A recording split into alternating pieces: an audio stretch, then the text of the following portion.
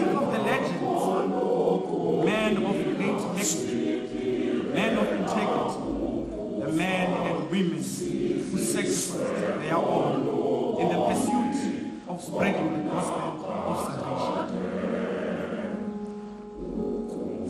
As we celebrate this Apostle Day, we commemorate all who have passed on.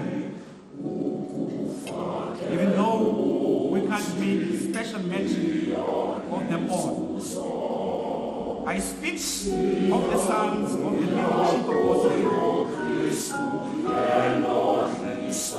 Apostle Kwacha, Apostle Kotori, Apostle Makaula, Apostle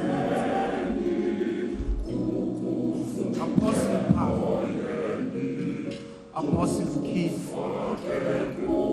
Apostle Ukak, Apostle Ubani,